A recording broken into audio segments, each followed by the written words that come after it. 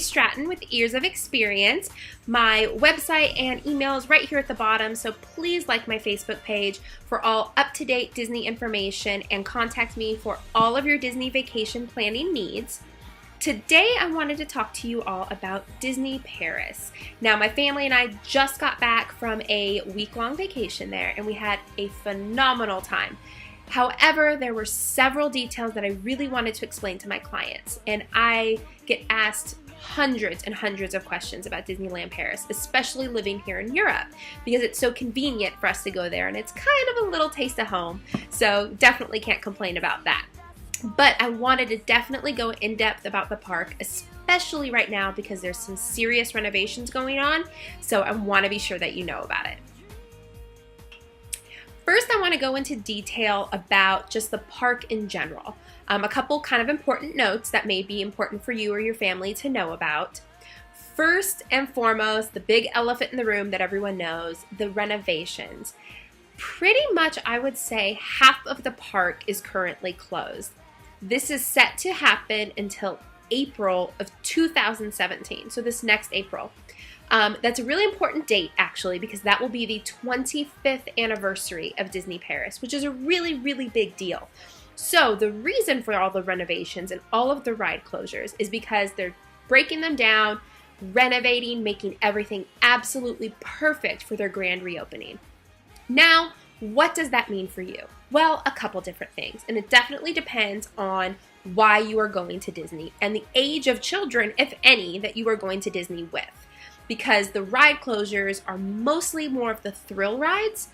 Big Thunder Mountain is closed, the River Raft Rapids is closed. They don't have Splash Mountain, so it's kind of similar. Rock and Roller Coaster, the Aerosmith roller coaster, one of my favorites from Disney World, that's closed. So it's a lot of the bigger items, or excuse me, the bigger rides. Star Tours is also closed, so just definitely keep that in mind if you have any Star Wars fans, but they do Jedi training, so that's kind of a good trade. But again, all of those are closed right now. So what does that mean? Less crowds. Majority of people aren't going right now because they know that. Lower price.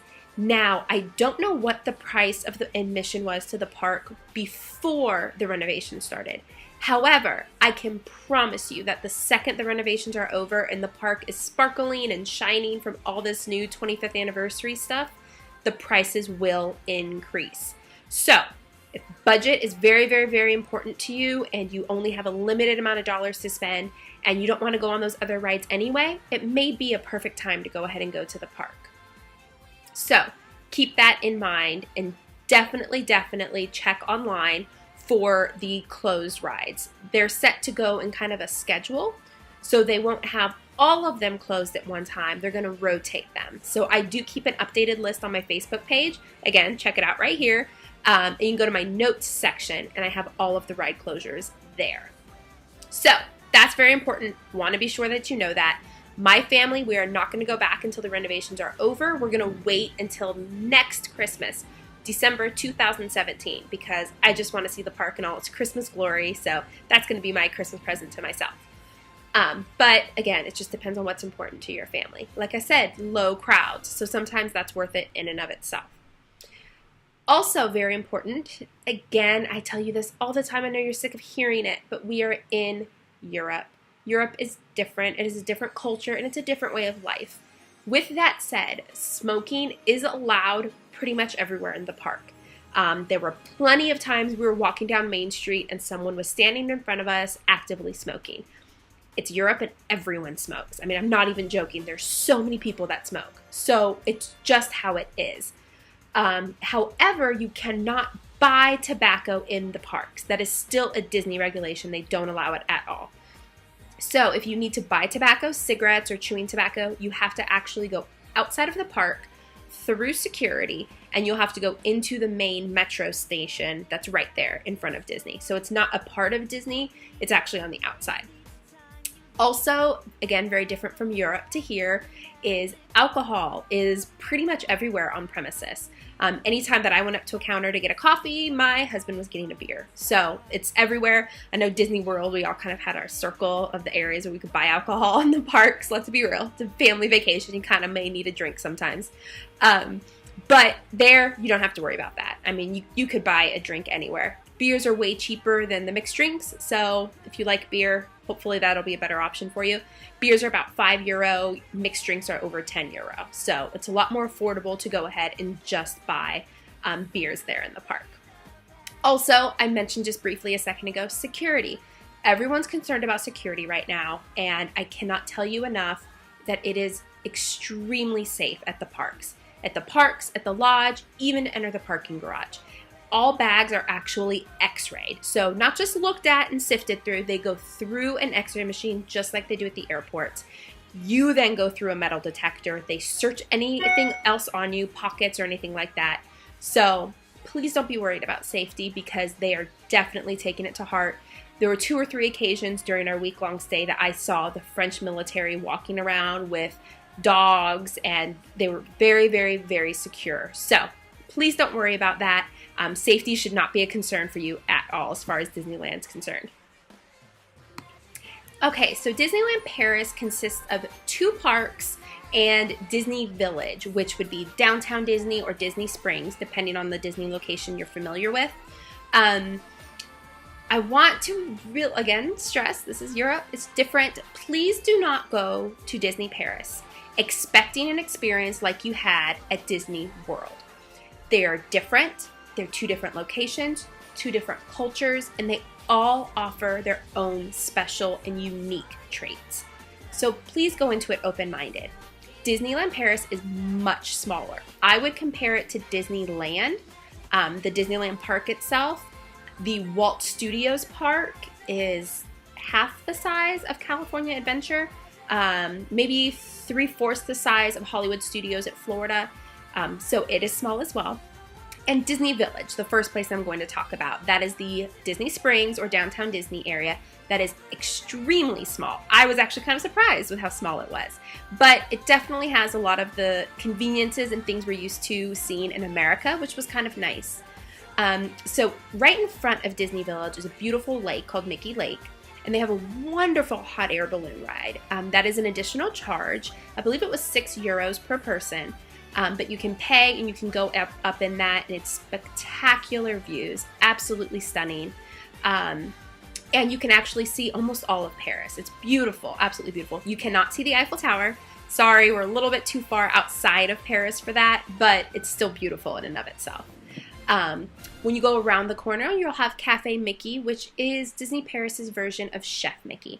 So you can have breakfast, lunch, or dinner there, see all of the Disney characters. They'll come to your table. They'll do little handshakes with the kids. If it's their birthday, they'll sing them a special birthday song and bring out a birthday cake. So it's your typical Mickey experience.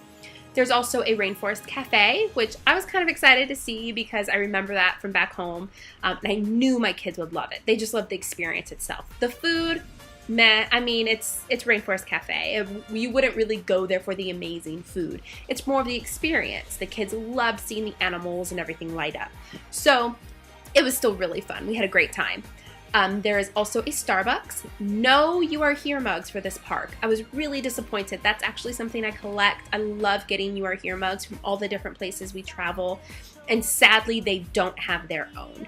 Now, in the Disneyland Paris stores, you can actually get, a Disneyland Paris mug and it says Disneyland Paris, but it is not the Starbucks You Are Here mugs. They don't have them. There's also a Lego store. They can go build all kinds of stuff. You can see Mickey done in all of Legos. It's really, really neat. Then they have several different little shops and boutiques. There's a Disney store. The Wild West Buffalo Bill show is actually there in Disney Village. So you can get tickets for that and see a dinner show. The first showing's at 6:30, second showing's at 9:30, which is actually really late. That is the reservation my family and I had for one evening. And we ended up being just exhausted. So we just stayed in our hotel and had dinner there and missed the show. So unfortunately, I can't give you a review on the show. According to online, there are several good reviews. So I just don't know. As soon as we go back and I'll do it again, I'll definitely be sure to update that review so you can see. After that, you can go around the corner. Then there's a Planet Hollywood. There's Annette's Diner, which is kind of like a 50s retro diner. We ate there our final lunch before coming home. It was okay. I was actually kind of surprised because we were debating between Planet Hollywood or Annette's Diner. And I looked up online. I'm a review. I just love reviews. I absolutely love reviews, especially because everyone is different. I just like seeing them all. But Planet Hollywood had some pretty low reviews. Annette's Diner had quite a few high reviews. So I said, well, let's just try it. It says it's good. It was okay. I mean, it was Disney price in Paris. It was expensive. I got a sundae that was just melted ice cream. So I wasn't impressed. I won't ever go back to that restaurant. But again, the atmosphere is cool. And so with Disney, a lot of times that's what you pay for. And then they also have around the corner a World of Disney. So they have a Disney store and then a World of Disney store. So 2 of them. And they're pretty different. They actually have a lot of several different items, which was neat. But once you exit that area, you just continue straight and you actually kind of come to a fork in the road. And if you go right, you're at Disneyland Park. And if you go left, you are right there at Walt Studios. Everything's super close. I walked all the way from Sequoia Lodge across from Mickey Lake to the front entrance of Disneyland Park in about 12 minutes. So very, very quick. It's a nice little area to explore. You can go get a little taste of Disney, see the characters, and not even enter the park if you don't have time. So Disney Village is pretty cool, but again, small, so keep that in mind. Okay, so Disneyland Park is what you would consider Magic Kingdom or Disneyland back in California. It's very similar, yet still very unique. So there's some tastes of home that kind of remind us of the different parks, but there's also a lot of its own unique traits, and those are very magical and very special because, again, it's Paris, and you kind of want to feel like you're seeing something different. So the entrance to Disneyland Park is one of the biggest differences, and it is stunning. I mean, I can't explain enough how beautiful it is. It's a beautiful Victorian hotel, and you actually can stay in that hotel. It's Disneyland Park Hotel. It is the top level hotel as far as price and amenities is concerned, so it is a little bit more expensive to stay there, but it's beautiful. I mean, absolutely beautiful. And you actually enter the park underneath the hotel. So there are little tunnels or little alleyways that you just walk through, and that's when you should give them your ticket. They'll scan your paper ticket. Again, no magic bands here. This is Europe. They're not quite as electronic as we are in the States. So you have a paper ticket. They'll scan it and you go through. And so it's really, really neat and beautiful. There's also a restaurant inside Disneyland Park Hotel called Inventions. It's very neat. These really cool big objects hang from the ceiling, and it's a great buffet with lots of choices. And again, it's character dining. I can't stress enough to do character dining at Disneyland Park, especially in Paris. Reason being is the amount of time we waited for rides was minimal, absolutely minimal. The longest thing I had to wait for was for my 3 boys to meet Spider-Man. I mentioned in the video earlier with the Sequoia Lodge about European customer service, and it's a little bit different and it's slower because they really just take their time and want to have quality one-on-one time with you. So I had maybe 10 people in front of me for the meeting with Spider-Man. However, it took 45 minutes to get through that. It was so many people, or excuse me, not a lot of people, but so much time. So when you have these character dining experiences, you are able to have your kids meet everyone right then and there, do pictures, do high fives, you know, whatever they want to do, and you don't have to wait in a line. So if you're on that Disney dining plan, watch the dining plan video, you can find out all about it. Those meals are included, and oh my God, it's worth it, especially when I had to wait in line for Spider-Man. I said, I'm never doing this again. Unfortunately, there's no character dining with Spider-Man, so that's why we had to do it. But all the other characters can be met there, and it's just, you know, kind of check every single one off your box. I definitely recommend doing that. Okay, so once you enter the park, there will be the railroad. So we're all familiar with the railroad. Disneyland California has it. Disney World has it. It goes around the entire park, and it's normally where most people do their welcome show in the mornings when the park opens. This park right now didn't have that. I'm not sure if they will once the train is open. I just don't know. However, right now, it's just a nice, beautiful painted mural of what the train will be. But again, it's just very familiar. Essentially, Main Street and that whole center area is exactly like the other parks. It has Walt's apartment, it has the little animation theater. I mean, everything there is essentially the exact same as Walt's Park. You also have the baby care center where you can get strollers, wheelchairs, and also your disability passes. All the same. my first impression walking down this street and looking straight ahead at the beautiful, beautiful castle, oh my God, that's small. I couldn't believe how small the castle was. Definitely smaller than Disney World, definitely smaller than Disneyland, but oh my God, it was beautiful. The details and all the gold, and I was absolutely stunning. It was a lot more Victorian looking, if that makes any sense. So it was beautiful, but small. So again, just something to keep in mind. The park is set up essentially just like any other Disneyland park, Disneyland California or Disney World. It's set up in that circular motion, which I love because I will start to my right and I work my way around the park. I don't want to be running from one end of the park all the way to the other end of the park to do a ride. I like to hit area by area by area because believe me, you do enough steps in those days, my feet already hurt, I don't want to add to it. So on the first right is where Tomorrowland is in California and in Disney World, Florida. Here it's called Discoveryland. So a little bit different name, essentially all the same things. You have Star Tours when it opens. It is closed right now. You have the Buzz Lightyear shoot game, and it's really cool. So you know when you go through the line for Buzz Lightyear, it has this super big buzz and he's talking to you. So here he actually talks in French and then he does English after, which is fantastic. You don't have to worry about the English barrier at these parks.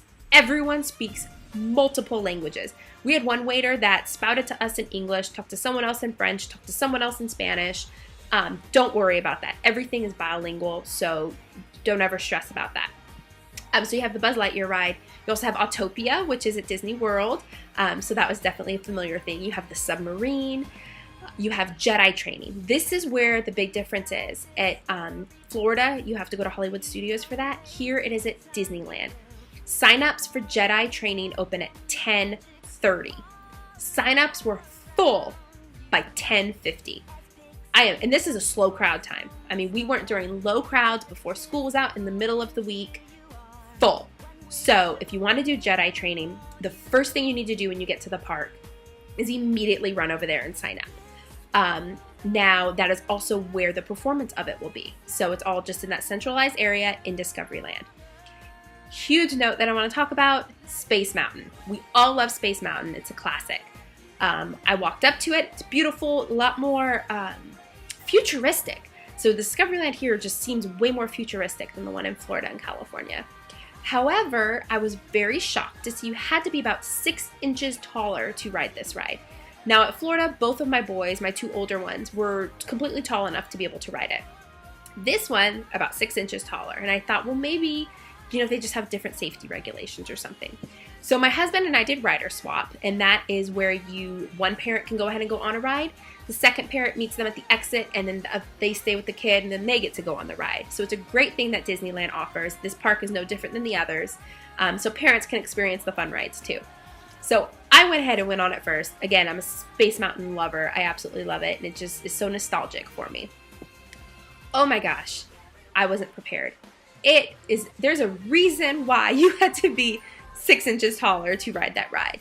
It was terrifying. It was fun. Don't get me wrong, it was so fun, but I just wasn't prepared for it. And I had a headache after. If you are really sensitive in your head or you get headaches easily, I recommend that you don't ride it. My head flung back and forth throughout the entire ride.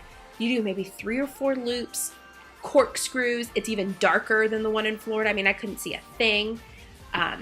Very fun, very dark, very scary. So if you're not a huge thrill seeker, please just avoid that ride altogether. My husband absolutely loved it when he went on it. He actually made us go all the way back to the park Saturday before we left so he could ride it one more time because he just loved it that much. And then actually, funny story about that, he ended up being the only one riding it because we came during magic morning hours, which if you stay on site, you get from 8 to 10. Watch my Sequoia video, I explained that all there. But we went on it during magic morning hours, and so no one else was there. I wasn't joking that it was low crowds. I mean, the park was empty in the morning.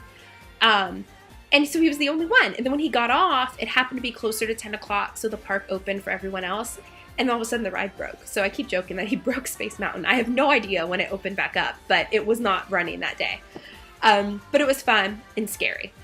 So after you leave Discoveryland, you actually go through the castle just like you do at Disney World and Disneyland. There is a difference though. You can go up in this castle. It's stunning. It's absolutely beautiful. The inside, the ceilings are completely painted. It is beautiful. So definitely take some time and just look around because it's stunning. On the outside of the park, outside the entrance, as you walk through, it's pretty much Fantasyland. It's Fantasyland like California. It's just like Florida. You have Pinocchio, Snow White, the carousel right there in the middle. You have the Sword in the Stone, which is a huge thing, especially for the boys. They absolutely loved attempting to pull that sword out. This is also where you have, they don't do bippity boppity boo boutique here, but they do have little face painting areas. And there is a princess face painting area right there in Fantasyland, right next to the princess dining. It does have a really fancy name. I'm sorry, I don't speak French. I don't know how to pronounce it. My husband keeps trying to teach me and I just sound ridiculous. So I'm just gonna call it the Princess Dining. Look at the picture and this is the name. But that is where that dining is as well, which I highly recommend you do. Again, if you get the premium meal plan, that's included. So you don't have to worry about any of the costs, and they meet all of the princesses and princes. My sons loved it. They loved meeting the princes, and they all have a crush on Cinderella. So I went ahead and let them all, see the princesses, and they had a great time. And the food was very, very good. The kids' food was okay, but the adult food, I thought it was absolutely delicious. I had a wonderful pumpkin pot pie type soup as an appetizer, and it was wonderful. So I recommend going there. You also have It's a Small World, and it's just like everywhere else, so that was really neat. Again, very nostalgic. What else do we have in the area? Dumbo. I mean, it's really all the classics. All the classics are there. This is also where the princess meet and greet is. Now, normally the mom boys, we know we're heading to the Jedi training first time we get there. If you're a mom of girls or boys who just like princesses, you will want to book it to this princess because they don't have fast passes for it. People who are there in the magic morning hours, again, this is 2 hours before the park opens. They immediately went there and waited in line. And that princess meet and greet did not open until 10. So majority of Fantasyland and all of Discoveryland is open during magic morning hours. That's it though. None of the other half of the park is open. But some of the character meet and greets, those won't start until 10. So those parents waited in that line, and I never saw that line go down. It was constantly full, constantly busy. So if you want any hopes of getting those princess signatures without having to do the princess dining, that's essentially the only way you're going to do it. Again, why I recommend doing the princess dining, because you just save so much time. I'd much rather spend an hour of my day enjoying a wonderful meal than standing in line in the hot sun to meet princesses. I just won't do it.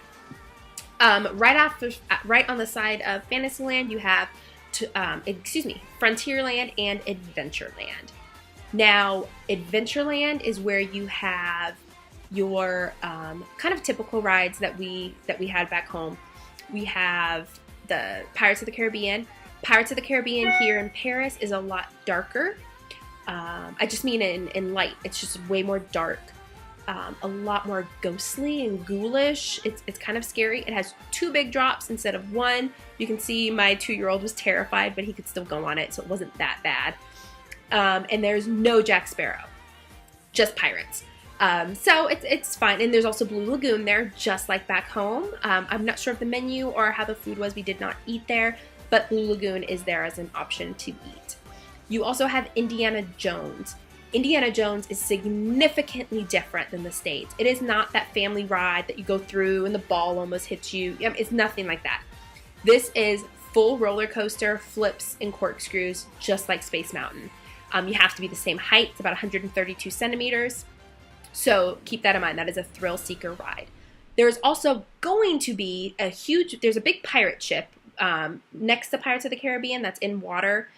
And I guess kids can play over there and do all kinds of stuff. That's all under construction. So I'm assuming it's like an outdoor play thing. I don't really know. I took pictures the best I could.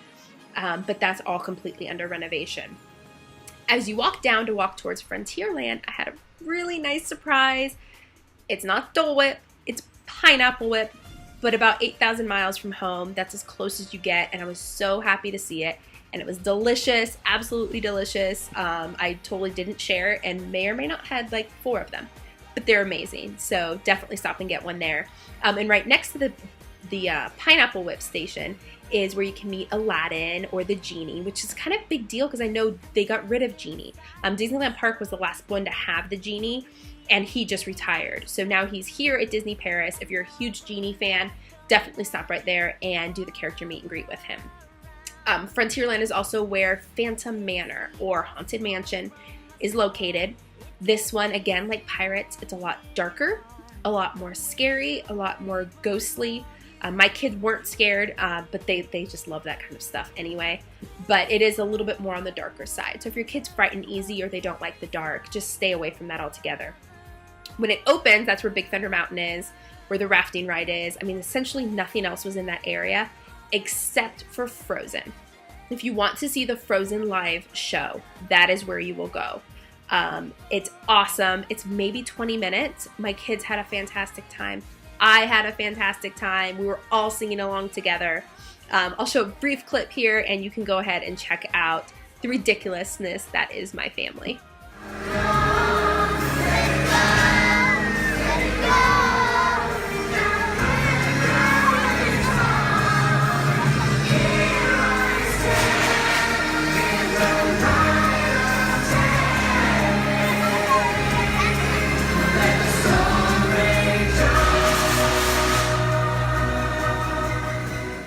So as far as the park layout and the rides are concerned, that's pretty much the gist. I'll show you the map right here. You can kind of see for yourselves all the different rides and how it's set up exactly the same.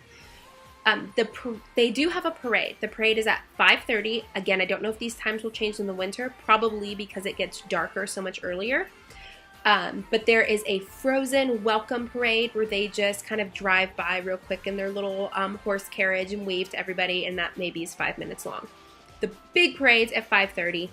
Everyone is there for it. If you're not interested in seeing it or you already saw it on a previous day and you're there again, that's the time you want to hit up those rides. Hit up the ones with long lines so you don't have to worry because everyone is at that parade. Additionally, so I'm really disappointed to have to tell you guys this because it was the #1 thing on my list to do. I was going to live stream it for all of you. I did not see the fireworks and I was so upset, but it's because I'm not kidding. It does not get dark here in Europe until 11 o'clock at night. I have literally black tint on my kids' windows because that's the only way that they will go to sleep at a normal hour. So therefore, the fireworks at Disneyland Paris didn't go off until 11 p.m. And not only is that so far beyond past my kids' bedtime, I couldn't even stay up for it. I tried. My husband said, I'll stay in the hotel with them, drink a cup of coffee, go out there and see the fireworks. And I just fell asleep. So I was really bummed about that. That's another reason why when we go back, I want to go back in the winter where it gets darker earlier. So they do these fireworks at a more decent hour. You can't blame the parks. They can't help when the sun goes down. So I mean, filing a complaint and getting all uproared about it, there's no point. It's just how it is. So very disappointed, but that's just how it goes there. So real quick, I just want to go over briefly the food at Disneyland Park. I ate at the Princess Dining that I explained to you, and I said the food was delicious. We also ate at Inventions inside of the Disneyland Park Hotel. That was delicious as well. Lots of seafood. I don't like seafood, so I kind of stuck more towards vegetarian options, but it was good, and it actually had a good bit of food my kids ate and enjoyed. It was wonderful. Keep in mind with your meals, you get 1 drink. If you're on the meal plan, that drink is free. If you're not on the meal plan, you pay for 1 drink and you pay for your refills. Same price. So save that drink. Don't drink it all at once because it does get pretty costly. Soft drinks here are about €3.50 to €4.50.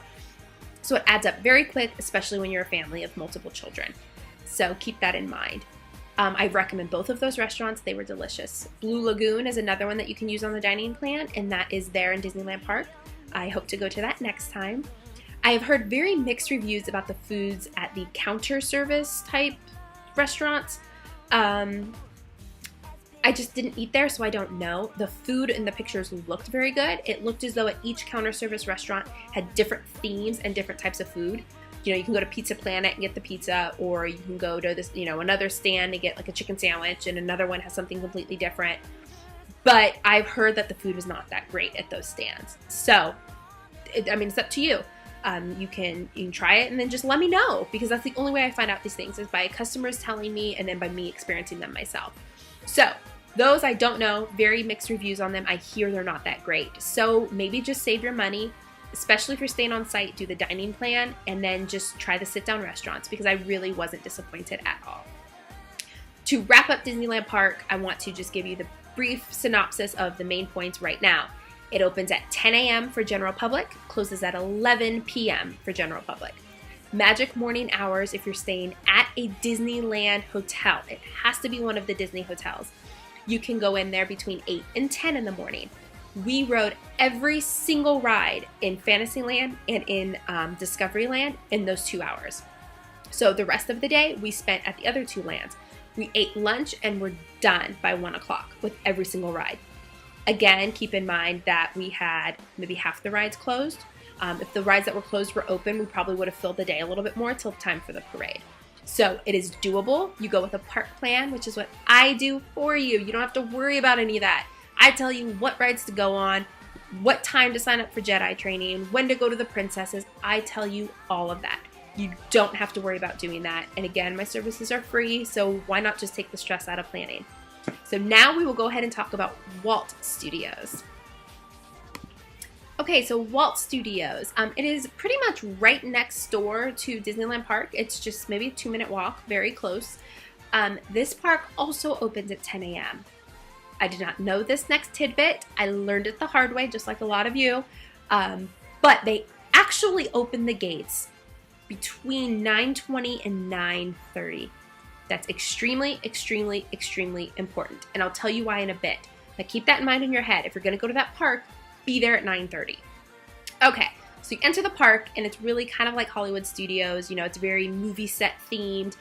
I thought it was really cool because you walk across the Mickey Fountain, you walk around it, and you go through a studio building. And so that was neat. And on the inside of the studio building, they actually had little outdoor, little stands and stuff that looked like the things at Disney World. It had, the Brown Derby, and had all these little things that were reminiscent of Disney World. However, they were all connected on the inside. So it was like a big store, but on the outside it looked like all these different shops. Or it was the big counter service meal and looked like all the little shops. So it was really neat. And they even had a live band playing there, playing some really awesome music.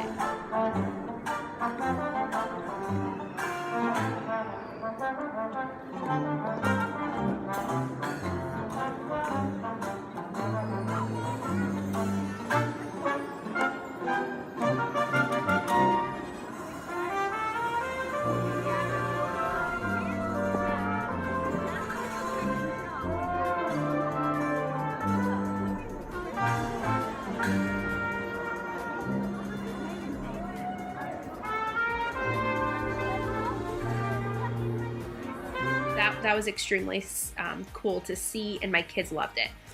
That is also where you can get your tea time treat. If you're staying on site, you know what that is. Watch my meal plan video. And it's at that counter service area there inside the studio park. That's the only location in Walt Studios that you can get that tea time treat. So as soon as 3 o'clock hits, that line was astronomical, and it took forever. So my husband waited in the line, and we sat outside and watched the band play. It's also a great way to escape the heat.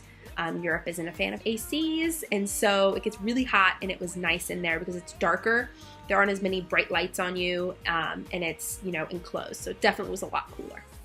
Once you walk through that, to your right, this is the most important, this is why I tell you to get there at 9:30, is Crush's Coaster. Crush's Coaster is based off of Finding Nemo or Finding Dory.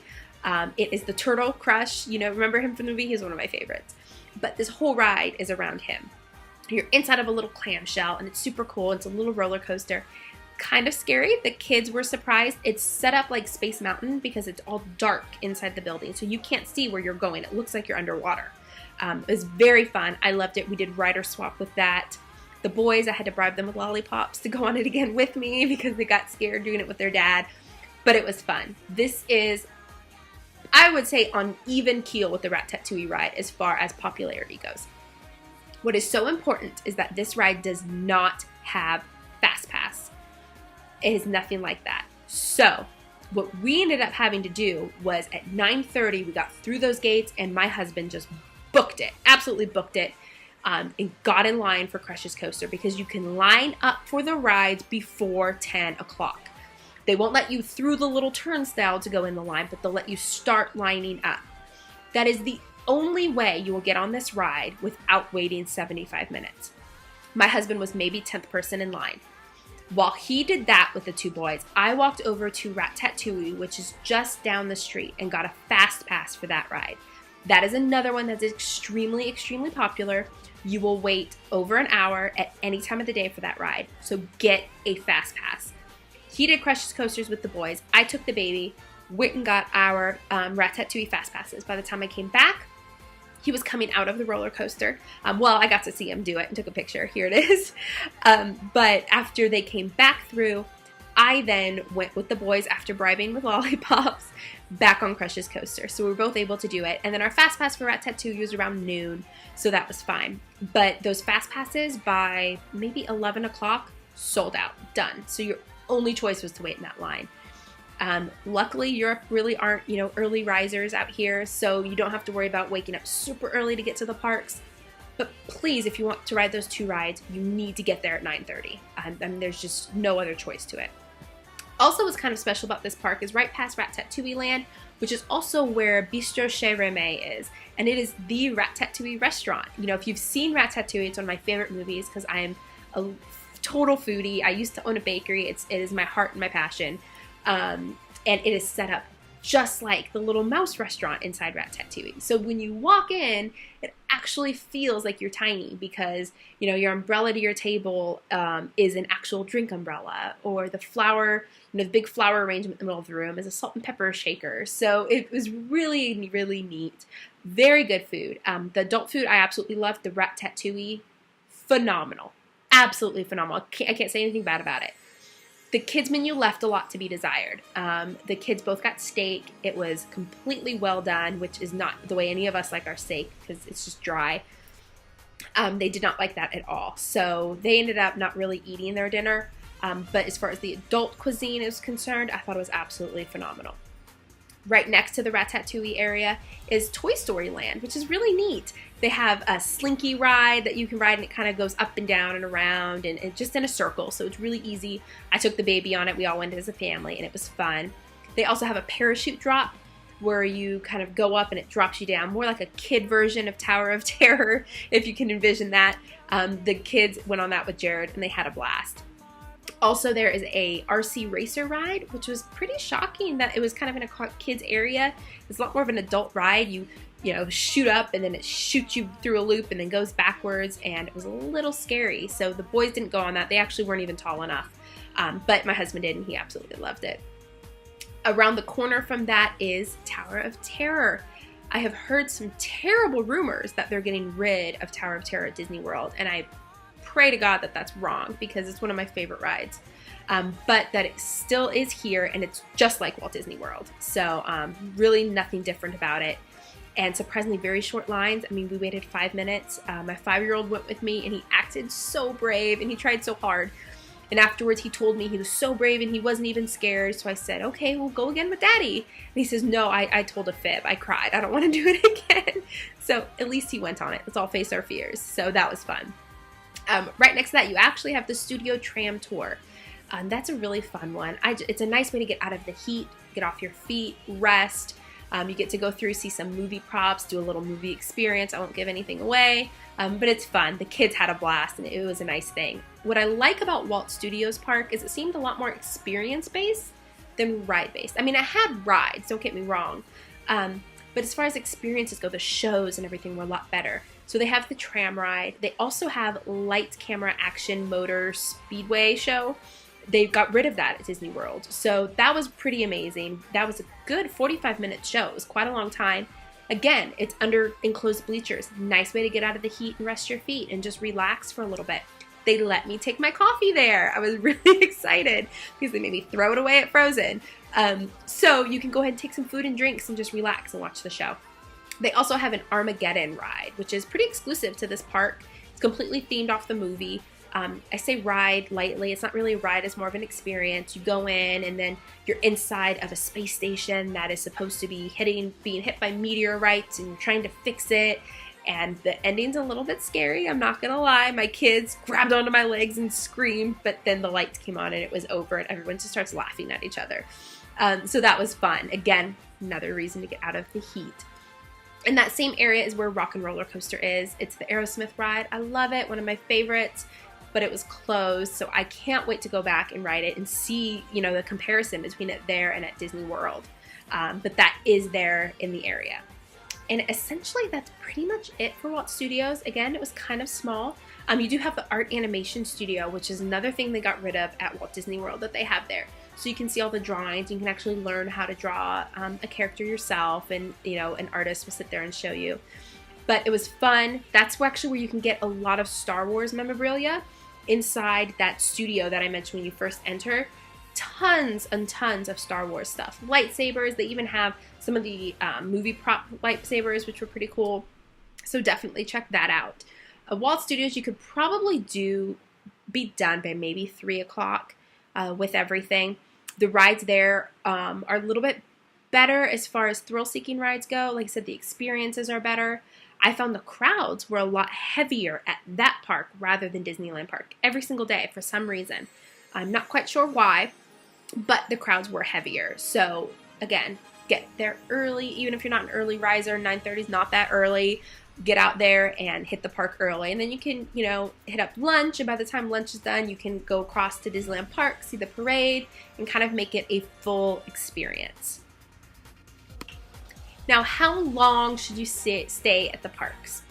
I get that question asked to me probably, I don't know, 100 times a week. It's constant. I hate answering it because things like that are relative. I don't know what's important to you. I don't know what strikes those memory chords with you and that nostalgia that you just love. And that's what goes into these vacations so much. So my family, we booked it during a buy 2 nights, get 2 nights free deal. I highly recommend doing it. They have it going on right now to book. You can't go there right now with that deal. You can book right now, and it's through the fall. Again, half the rides are closed, but you save half the price, so you decide. I thought it was a fantastic deal. We did that with the meal plan. It wasn't that expensive for all 5 of us. We stayed for the 4 nights. So with that, you actually got 5-day tickets, which was great because we were able to go to the park on the day that we left. So I really liked being able to do that. I also like staying that bit of time because I want to relax. I don't want to go there and do 1 park each day and then drive home for, 6 hours. I want to relax and go to the pool and maybe go to the spa or just walk around and look at things. I like that. That's enjoyment to me. So I would rather prefer to go for 4 nights, and then you can do 2 parks, 1 park, 2 days, and just take your time and take it all in. And then it gives you a chance to ride those rides that you absolutely loved again. So I recommend doing it for at least 4 days, or at least 3, 4 preferably, because also your resort has a lot to offer. Like I said, our resort had a great outdoor pool. So I went and spent a couple hours out there with the kids, and they had a great time. It was a great way to get them tired, and then I just sat and relaxed, got some sun, and it was wonderful. So again, the answer to that is relative. It depends on what's important to you. If you're in a rush, you can definitely do it in 2 days. I don't recommend putting those 2 parks together in 1 day because there's no way you can hit all the major rides in that time period. Absolutely no way. I'm going to say that again. Do not think that you can do those 2 parks in 1 day. You will leave miserable, you will leave hot, you will probably leave hungry, and you will leave hating Disney. That's not the point of Disney. You're not supposed to leave hating it. I tell people all the time, if someone says, oh, I hate Disney and I'm never going back and blah, blah, how did you go?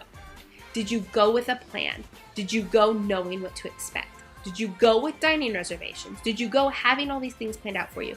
If not, you went wrong. And I beg you to try again because it is a completely different experience. One last note I want to leave you with before I wrap up here is a lot of people think that Disneyland Paris is in Paris. It's really not. It is about a 45-minute metro ride from the city to Disneyland Paris. So again, another question I get asked a lot, well, can we just hop into Paris and go to lunch and come back? And you can, but that's like a 4-hour lunch. So if you plan on taking the metro, it's about a 7 to 10 euro fare. It varies in cost by time of the day. But if you're going to take the metro into the city, that's great. I definitely recommend doing it because the metro is phenomenal there, and it has the stop at every single location. But you need to be staying on site for multiple days. Don't try to squeeze that into a 2-day vacation. Again, you'll leave stressed, tired, and hungry. Just don't do it. Don't do that to yourself. I'd much rather you wait, save up. If budget's the problem, save up a little bit more and just put off your vacation until you can do it right. Don't rush these kinds of trips. Disney is one of those things that should be magical and should be special and not something that you do every single year. And so save up to make them that way. These are supposed to be memorable. And so I don't want you forcing yourself to do it a way that you end up hating it and no one has a good time. So you can go into the city, just stay on site multiple days and take the metro right in. Very easy, very convenient. Again, it's about a 45-minute metro ride. The metro is very comfortable and it's a straight shot. You don't have to worry about hopping off a different one to go, to another one, or you don't have to transfer a million times. That metro line is pretty main and take you right into the heart of Paris. And Paris isn't that big. Everything's pretty walkable. Even if not, the metro system was so easy, my 7-year-old figured it out. I'm not even kidding. So you can be able to get to the Eiffel Tower or Notre Dame or the Arc de Triomphe, any of those very, very easily. But definitely add that onto your trip. And I recommend doing that, especially if you do a buy 2 nights, get 2 nights free, because hotels in Paris are expensive, especially if you want to stay close to somewhere. We actually did a Paris-only trip where we didn't do Disney, and we ended up getting an Airbnb because it was much more affordable that way. I don't recommend doing the opposite. I do not recommend getting an Airbnb in the city and then taking the metro to Disney. You're gonna leave tired, exhausted, and hungry. Just don't. It's a 45-minute train ride each way. Kids are antsy on the way there because they're excited. They're exhausted on the way back. I don't recommend doing that. Sometimes the financial cost is just a couple dollars difference, and it's not going to be worth your convenience. So it is possible. Do I recommend it? Not so much. But you can definitely hop into the city anytime during your vacation. All right, so to wrap up, I know this is a lot of information. Again, if you have any questions, any comments, want to know some pricing, just hit me up on my page right here. Shoot me an email. I'll be happy to help you. That's what I'm for. I truly, truly enjoy making your vacations magical. It makes me happy to do it. So please don't ever feel like you can't ask me a question. Now, I do recommend if you're going to go for the first time and you can hold off on booking, do that. Wait until the renovations are done so you can get the full experience, because I don't want you going and then coming home and being like, Brittany, half the park was closed. I had a terrible time. I didn't enjoy it. And then, it looks bad on me. You didn't have a good time. It's a waste of your money. That's not my purpose at all. I don't do this to make money. I do this really to help people out and have magical times. So sometimes if not staying on site is better for your family, I will tell you that. I have no problem in telling you that. On that note, if you are a larger family, normally more than 3 children, you won't find a room at Disney that will fit you. You will have to stay at one of their sister hotels that are more apartments, or you will have to get an Airbnb somewhere else because you'll have to get 2 rooms, and that's just not financially feasible for a lot of families. I honestly wouldn't pay it, so it would be significantly cheaper to stay off-site if you are a larger family with 3 kids. But Disneyland Park, at least give it 3 days, at best 4. You'll have a magical time. Again, go in it with an open mind. It's different. It's a different park. It's a different experience. Don't compare it to Disney World. Don't compare it to Disneyland. If you were lucky enough to go to Shanghai, don't compare it to Shanghai. I'm jealous if you have, by the way. But you will have an absolutely great time. So those renovations are over in April. I don't have an exact date, so if you're booking a trip, I recommend waiting until maybe May to actually go so you know that the renovations are done. But they have said it'll be done in April because that is when the big celebration is. So if you have any other questions, again, hit me up. I'm happy to help, and I wish you all a very magical day. Bye.